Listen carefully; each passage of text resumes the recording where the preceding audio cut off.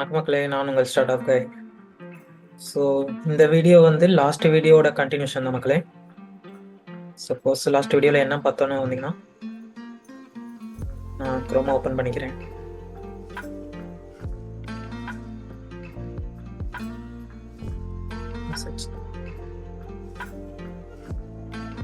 So இந்த சீரீஸில் front end டெவலப்மெண்ட்டோட ரோட் மேப் தான் பார்த்துக்கிட்டு இருந்தோம். லாஸ்ட் வீடியோவில் நான் எக்ஸ்பிளைன் பண்ண மாதிரி learn the basics. So basics of HTML-ஓட கண்டினியூஷன் தான் இந்த வீடியோவும். ஸோ நம்ம ஃபஸ்ட்டு ப்ரோக்ராமை எழுத ஸ்டார்ட் பண்ணிடுவோம். ஸோ இதுதான் நம்மளோட basic structure of the HTML. இதை நீங்கள் டைப்பும் பண்ணிக்கலாம், இல்லை வந்துட்டு எக்ஸ்டென்ஷன்லாம் போயிட்டு HTML டைப் பண்ணிங்கன்னா HTML template, HTML format and HTML snippet இது மாதிரியான எக்ஸ்டென்ஷன்ஸ் ஆல்ரெடி உங்களுக்கு இருக்கும்.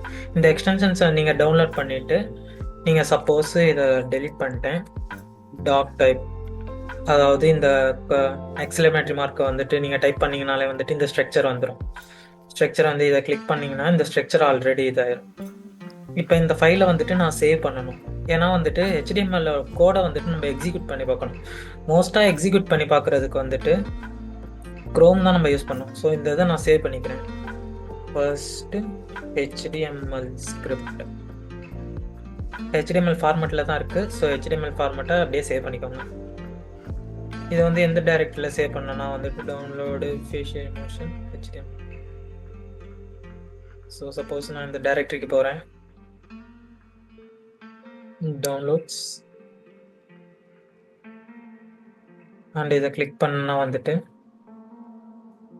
நான் என்ன டைப் பண்ணி வச்சுருந்தேனோ அந்த ஸ்கிரிப்ட் வந்துட்டு இதில் ஓப்பன் ஆகும்.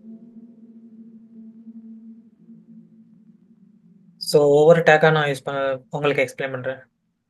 HTML பொறுத்த வரைக்கும் இது ஒரு ஸ்ட்ரக்சர் மாதிரி. ஸோ மனுஷன் ஒருத்தன் இருக்கான்னா அவனுக்கு வந்துட்டு ஹெட் இருக்கும், பாடி இருக்கும், அதே மாதிரி தலையிலேருந்து கால் வரைக்கும் இருக்கும். இந்த தலையிலேருந்து காலில் வரைக்கும் இருக்கிறதுல வந்துட்டு கண் இருக்கும், மூக்கு இருக்கும், பாடியில் வந்துட்டு கை கால் இருக்கும். அதே மாதிரி தான் இந்த HTML ஸ்ட்ரக்சரை நீங்கள் நினச்சிக்கணும். சப்போஸ் ஹெட்டில் நீங்கள் என்ன இருக்குன்னா டைட்டில் இருக்கும். இந்த டைட்டிலில் எங்கே வரும்னா வந்துட்டு suppose first HTML title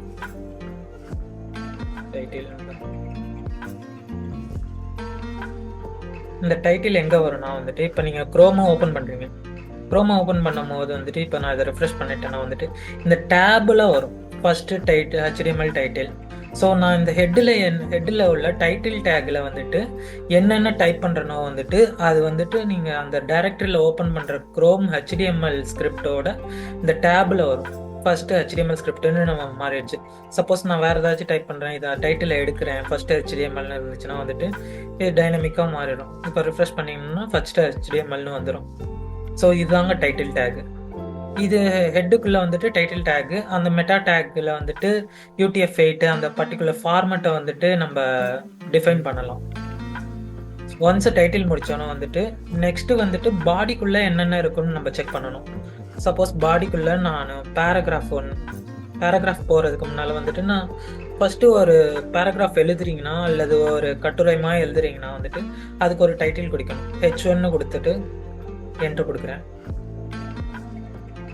closing take /H1. So HTML மொத்தம் 2 விதமான டேப் இருக்குது. ஒன்று வந்துட்டு இதை மாதிரி டபுள் ஒன்று ஓப்பன் பண்ணணும், அதுக்கப்புறம் க்ளோஸ் பண்ணணும். இன்னொன்று வந்துட்டு செல்ஃப் க்ளோசிங் டேக்ஸ்னு இருக்கும். செல்ஃப் க்ளோசிங் டேக்கு நம்ம அப்புறமா பார்ப்போம். ஃபஸ்ட்டு இது என்னன்னு பார்த்துக்கோம்.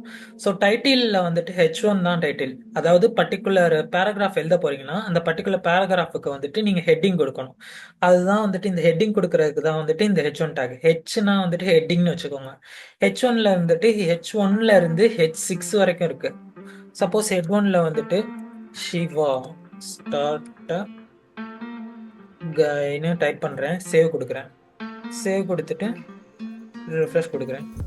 Siva start that particular heading வந்துட்டு இங்கே வந்துட்டு டிஸ்பிளே ஹெட்டிங். H1க்கும் H6க்கும் என்ன டிஃப்ரென்ஸ்னா வந்துட்டு இப்போ H1 நான் டைப் பண்ணுறேன், இதே வந்து H1ல் இருந்துட்டு நான் H6க்கு மாற்றினேன்னு வச்சுக்கோங்க. H6 மாற்றும் போது வந்துட்டு ரிஃப்ரெஷ் பண்ணுறேன், பர்டிகுலர் ஹெட்டிங்கோட சைஸ் டிஃபர் ஆகும். சப்போஸ் நீங்கள் ஃபர்ஸ்ட் பேராகிராஃப் எழுதுறீங்க, அப்போ வந்துட்டு உங்களுக்கு ஹெட்டிங் பெருசாகணும். அந்த சப் ஹெட்டிங்ஸ் மாதிரி, அதாவது ஸ்ட்ரக்சரை கிரியேட் பண்ணுறதுக்கு நீங்கள் இந்த H1 டேக்கை மேனிபுலேட் பண்ணலாம். சப்போஸ் என்னோட ஃபர்ஸ்ட் ஹெட்டிங் வந்து ரொம்ப பெருசாக இருக்கணும். அதே வந்துட்டு இன்சைடில் நான் பர்டிகுலர் பேராகிராஃப்க்கு ஒரு ஹெட்டிங் கொடுக்குறேன்னா வந்துட்டு அது எனக்கு இவ்வளோ பெருசு வேணாம், அதோட கொஞ்சம் சின்னதாக வேணும்னா வந்துட்டு H1லேருந்து H6 வரைக்கும். சப்போஸ் நான் இதை H3ன்னு மாற்றிட்டேன், H3ன்னு மாற்றிட்டு சேவ் கொடுக்குறேன். இதை ரிஃப்ரெஷ் பண்ணிட்டேன்னா வந்துட்டு H3 H6ல் இருக்கும் போது எவ்வளோ சின்னதாக இருந்துச்சுன்னு ஃபர்ஸ்ட் பார்த்தீங்க. அதே H3 மாற்றணும்னு வந்துட்டு அதோட சைஸ் டிஃபர் ஆகுறது பார்க்குறீங்க. ஸோ இதுதாங்க வந்துட்டு ஒரு பர்டிகுலர் வெப்சைட்டுக்கான ஹெட்டிங் நீங்கள் கிரியேட் பண்ணணும்னா வந்துட்டு H1 டேக் யூஸ் பண்ணிக்கலாம். இந்த H1 டேக்லாம் வந்துட்டு நீங்கள் இன்சைட் த பாடி தான் கொடுக்கணும், அப்போ தான் இது கரெக்டாக ஒர்க் ஆகும். ஸோ H1 ஹெட்டிங் புரிஞ்சிச்சுன்னு நினைக்கிறேன். ஹெட்டிங் கொடுத்தாச்சு. ஸோ ஹெட்டிங் கொடுத்தாச்சு. சப்போஸ் நான் விக்கிபீடியா போகிறேன்,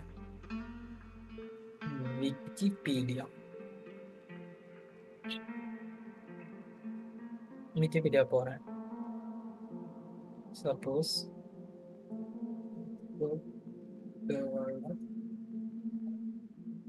ரன் பண்ணுறேன்.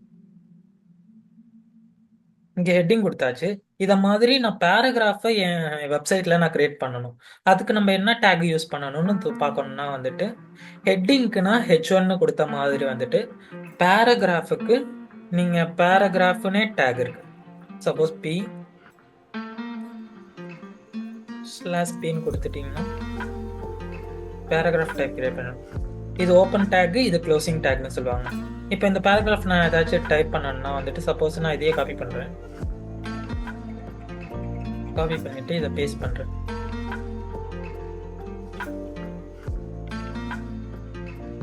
ரிஃப்ரெஷ் கொடுத்தீங்கன்னா இந்த ஹெட்டிங் கீழே வந்துட்டு எனக்கு இப்போ பேராகிராஃப் மாதிரி ஒன்று இதாயிடுச்சு. பேராகிராஃபில் வந்துட்டு எந்த சைஸும் இல்லைங்க. சப்போஸ் H1 to H6 நான் சொன்னேன், அதே மாதிரி பேராகிராஃபில் P1 to P6 அது மாதிரிலாம் கிடையாது. பேராகிராஃப்னா பேராகிராஃப் மட்டும்தான். இந்த பேராகிராஃபில் என்னன்னா வந்துட்டு இப்போ நீங்கள் சப்போஸ் நான் இதுக்கு கீழே இந்த லைனில் கொடுக்குறேன். இந்த பேராகிராஃப் வந்துட்டு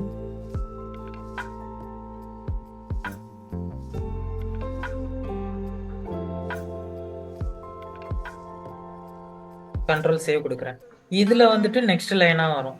ஆனால் நீங்கள் இதை ரிஃப்ரெஷ் பண்ணி பார்த்தீங்கன்னா வந்துட்டு அந்த பேராகிராஃப் சேமாக இருக்கும். இந்த பேராகிராஃபில் ஸ்பேஸு இல்லை வந்துட்டு நீங்கள் நெக்ஸ்ட் லைனில் வரணும், இதை மாதிரிலாம் பண்ணணும்னா வந்துட்டு இந்த பேராகிராஃபை வச்சு பண்ண முடியாது. அதுவே ப்ரீன்னு ஒரு டேக் இருக்கு.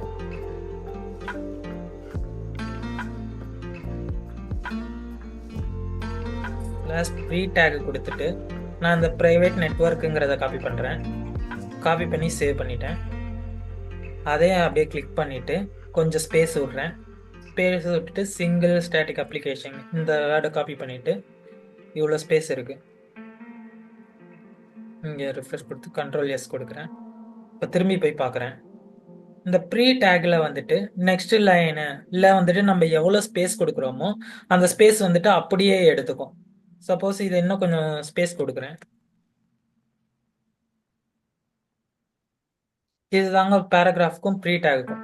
நீங்கள் ஸ்பேஸ் நெக்ஸ்ட் லைனு இதெல்லாம் வந்துட்டு உங்கள் பேராகிராஃபில் யூஸ் பண்ணணும்னா வந்துட்டு instead of using paragraph tag you can use the pre tag. இதாங்க பேராகிராஃப் டேக்குக்கும் ப்ரீ டேக்குக்கும் டிஃப்ரெண்ட்டு. நெக்ஸ்ட் இம்பார்ட்டண்டான டேக் வந்துட்டு AHREFனு சொல்லுவாங்க, அதாவது ஆங்கர் டேக்.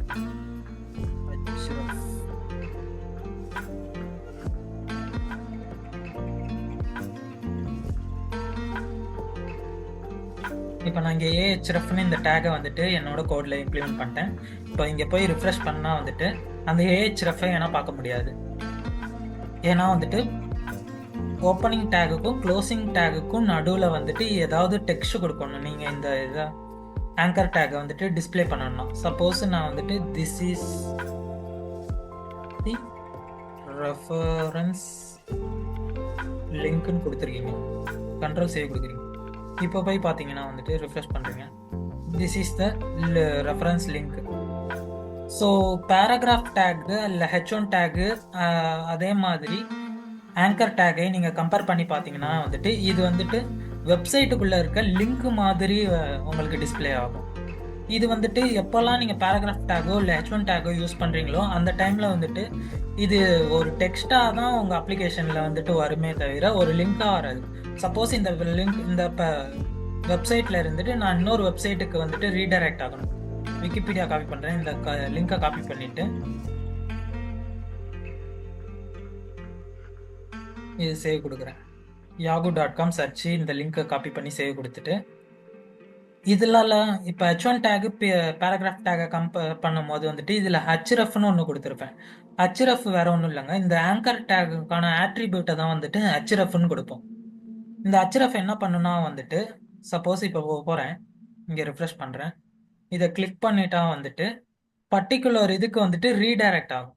சப்போஸ் நான் இங்கே யூடியூப் சேனல்னு கொடுக்குறேன்னா வந்துட்டு இந்த பர்டிகுலர் லிங்க் வந்துட்டு இந்த யூடியூப் சேனலுக்கு வந்துட்டு ரீடைரக்ட் ஆகும். இதுதாங்க இந்த ஹச்ரஃபோட மெயின் ஃபங்க்ஷனாலிட்டி. உங்கள் வெப்சைட்டில் வந்துட்டு ஒரு லிங்க் ஆட் பண்ணணும், இந்த லிங்க்லேருந்து இன்னொரு வெப்சைட்டுக்கு வந்துட்டு ரீடைரக்ட் ஆகணும். அந்த மாதிரி சமயத்தில் வந்துட்டு நீங்கள் AHREF வந்துட்டு யூஸ் பண்ணிக்கலாம். இதுதாங்க ஆங்கர் டேக்கோட முக்கியமான ஃபங்க்ஷனாலிட்டி. நெக்ஸ்ட் பார்க்க போகிற டேக் வந்துட்டு image take.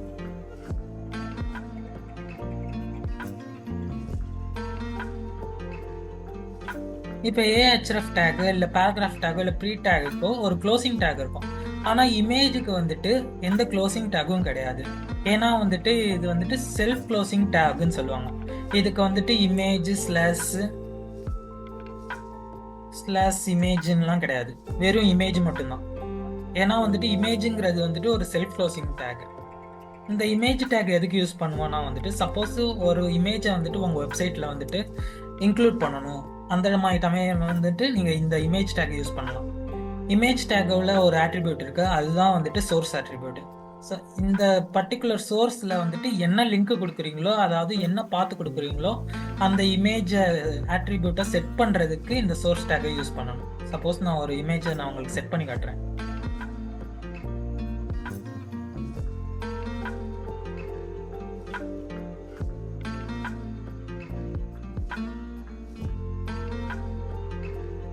Copy the image address link.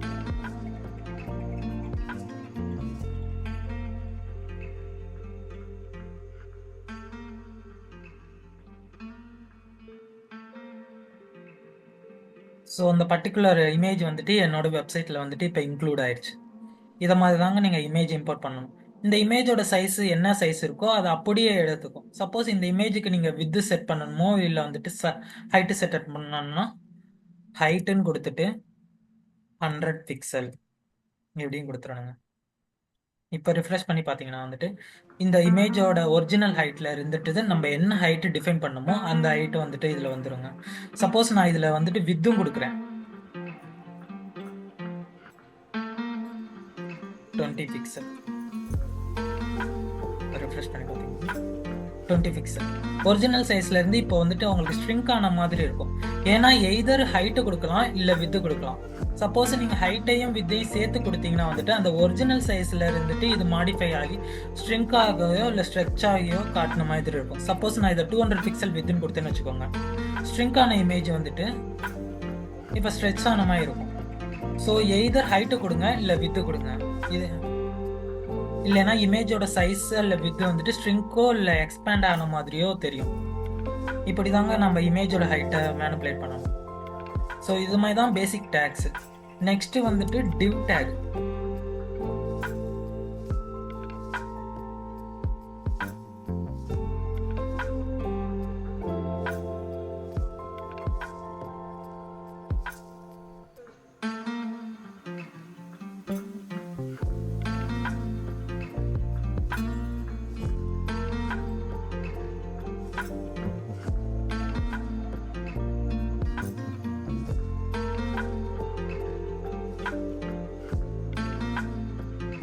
div tag பற்றி சொல்லணும்னா வந்துட்டு இது பேராகிராஃப் மாதிரி தான். ஆனால் வந்துட்டு div tagங்கிறது வந்துட்டு ஒரு பிளாக்கை வந்துட்டு உங்கள் வெப்சைட்டில் கிரியேட் பண்ணும். அதாவது சப்போஸ் நான் இன்ஸ்பெக்ட் எலிமெண்ட் கொடுத்துட்டேன், இங்கே இன்ஸ்பெக்ட் எலிமெண்ட் கொடுத்துட்டு இந்த div tagஐ இன்ஸ்பெக்ட் பண்ணுறேன். ஸோ என்டையர் வித்து என்டையர் ஹைட்டையும் ஒரு பிளாக் மாதிரி அதை டிஃபைன் பண்ணிடும் இந்த div tag. சப்போஸ் இந்த div tagக்கு கீழே நீங்கள் வந்துட்டு இன்னொரு div tag கொடுத்தீங்கன்னா வச்சுக்கோங்க,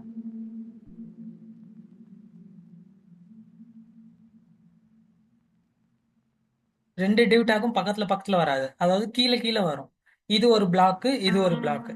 நான் இந்த பேராகிராஃப்க்கு இந்த பிளாக்க அசைன் பண்ணணும். இந்த பிளாக்குக்குள்ள வந்துட்டு எனக்கு என்னென்ன பண்ணணுமோ அதெல்லாம் நான் பண்ணணும்னா வந்துட்டு டிவ் டேக் கிரியேட் பண்ணிட்டு அந்த டிவ் டேக்குக்குள்ள வந்துட்டு நீங்க பேராகிராஃபோ இல்லை ஹெட்டிங்கோ கொடுத்தீங்கன்னா வந்துட்டு அது பர்டிகுலர் பிளாக்கா எடுத்துக்கும். சப்போஸ் இந்த பிளாக்குள்ள வந்துட்டு நான் ஒரு டைட்டிலும் ஒரு பேராகிராஃப் கிரியேட் பண்ணணும், ஒரு இமேஜ் இது பண்ணணும், அதாவது இந்த ஸ்ட்ரக்சரை உருவாக்கணும்னா சப்போஸ் நான் விக்கிபீடியாவுக்குள்ள போறேன். விக்கிபீடியாவுக்குள்ள போயிட்டு இது ஒரு பிளாக். இந்த பிளாக்குக்குள்ள வந்துட்டு நான் வெப் டெவலப்மெண்ட் மாதிரி ஆனால் பர்டிகுலர் கண்டென்ட்டை காட்டணும். இந்த பிளாக்குக்குள்ள வந்துட்டு வெப் டெவலப்மெண்ட்டுக்கான ஹிஸ்ட்ரியை காட்டணும். அப்போல்லாம் நீங்கள் வந்துட்டு வேற பேராகிராஃப் யூஸ் பண்ணீங்கன்னா வந்துட்டு அந்த ஒவ்வொரு டேக்கும் வந்துட்டு ஒன்னோட ஒன்று கொலாப்ஸ் ஆகும். அது வேணாம், எனக்கு ஒவ்வொரு பிளாக்காக வந்துட்டு இதை செட் பண்ணணும், ஒரு ஸ்ட்ரக்சராக கிரியேட் பண்ணணும், அந்த மாதிரி டமைனில் டிவ் டேக் கொடுத்துட்டு நீங்கள் இமேஜோ பேராகிராஃபோ அந்த டிவ் டேக்குள்ளே கொடுத்தீங்கன்னா வந்துட்டு அது கீழே வரும். சப்போஸ் இந்த இமேஜ் வந்துட்டு நான் அந்த 2 டிவ் டேக்குலையும் கொடுக்குறேன். இப்போ ரெஃப்ரெஷ் பண்ணி பார்த்தீங்கன்னா வந்துட்டு இது ஒரு பிளாக்காக கிரியேட் ஆயிரும், இது ஒரு பிளாக்காக கிரியேட் ஆயிரும். இதுக்கும் வந்துட்டு சம்மந்தம் கிடையாது. ஸோ ஒவ்வொரு பிளாக்காக வந்துட்டு அந்த வெப்சைட்டுக்குள்ளே அலோகேட் ஆகிடும். இது ஒரு பிளாக். இப்போ நீ இன்ஸ்பெக்ட் கொடுத்தேன்னா நீங்கள் அந்த பிளாக் வந்துட்டு எவ்வளோ இதாக வந்துட்டு அலோகேட் பண்ணிக்குதுன்னு பாருங்கள். இது ஒரு டிவ் டேக்கு. அதை அப்படியே க்ளோஸ் பண்ணிவிட்டு கீழே வந்தேன்னா அதுக்கு கீழே தான் இன்னொரு டிவ் டேக் ஆகும். இதுவே டிவ் இல்லாமல் வந்துட்டு நான் இப்போ 2 ஸ்பேன் கொடுத்தேன்னு வச்சுக்கோங்க. சப்போஸ் ஸ்பேனு இதை அப்படியே காப்பி பண்ணிக்கிறேன். 2 டிவ் டேக் இருக்கு, 2 டிவ் டேக் இருக்கு. Span span span span. இந்த டிவ் டேக் டெலிட் பண்ணிக்கிறேன்.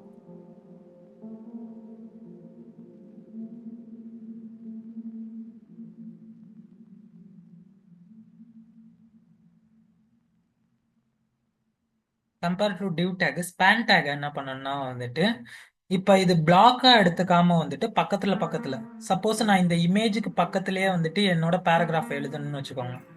நான் இந்த ஸ்பேன் டேக் எடுத்துட்டு இந்த இமேஜை நான் வெளியே போட்டுக்கிறேன்.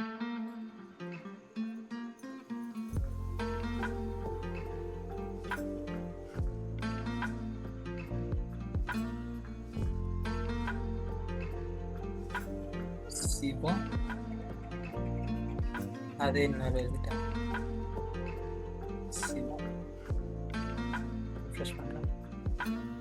சிவா நீங்க வந்து இப்போ நான் இந்த இதை இன்ஸ்பெக்ட் பண்ணி பார்த்தீங்கன்னா வந்துட்டு இது வந்துட்டு என்டையர் பேஜையும் வந்துட்டு ஒரு பிளாக்கா எடுத்துக்காம வந்துட்டு அந்த ஸ்பேனுக்கு என்ன தேவையானது, அதாவது இந்த ஸ்பேனுக்கு சிவாக்கு என்ன வித்தும் என்ன ஹைட்டும் நம்ம வெப்சைட்ல தேவையோ அதுக்கேற்ற ஹைட்டையும் அதுக்கேற்ற வித்தையும் எடுத்துக்கும்.